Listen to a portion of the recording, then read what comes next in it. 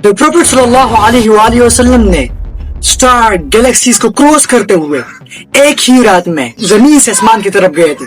और अल्लाह ताला कुरान मजीद में फरमाता है कि जमीन और आसमान बीच में जो भी चीजें हैं वो मुझे सजदा करती है और मेरी इबादत करती है, which means star, galaxies, mountain, trees. लेकिन ये कैसे पॉसिबल हो सकता है?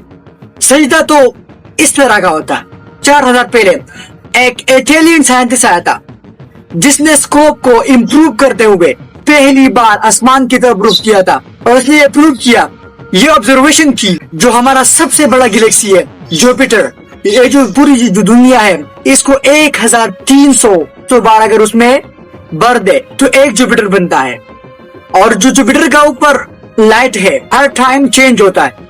तो ये तब पॉसिबल था जब जुपिटर सूरज के इधर घूमता हो, तब ये पॉसिबल है। जब वो ये थ्योरी उसने पास की और जब उन लोगों ने उस टाइम का जो लीडर था यानी पोप को बताया, तो पोप की जो सारे जो क्रिश्चियन थे वो इनके खिलाफ हो गए और इनके ऊपर कायम की और ऐसा थी कि ये घर से नहीं निकलेगा। लेकिन फिर भी इटालियन साइंटिस्ट ने अपना काम जारी रखा और फिर इटालियन को 350 ईयर के बाद उससे पोप ने माफी मांगी कि तुम सही थे और मैं गलत था।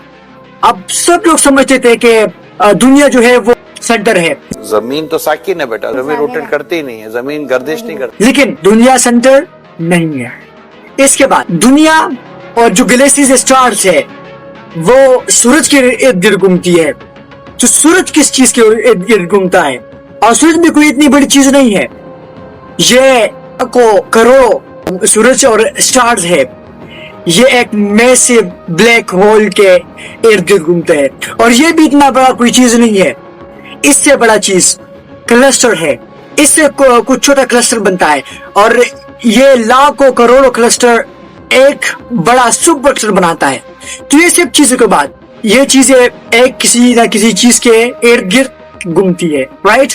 जैसे कि ये सब जब हुआ तो ये हमें एक बड़ी चीज की तरफ ले जाते हैं। 2000 साल पहले एक ऐसी जगह पर ये एक्सपेरिमेंट हुआ था कि जो एटॉमिक है इसके अंदर इलेक्ट्रॉन, प्रोटॉन भी होते हैं और इलेक्ट्रॉन इनके इर्द गिर्द घूमते हैं। यानी जो एटॉमिक है ये सबसे छोटा चीज या पार्टिकल्स नहीं है।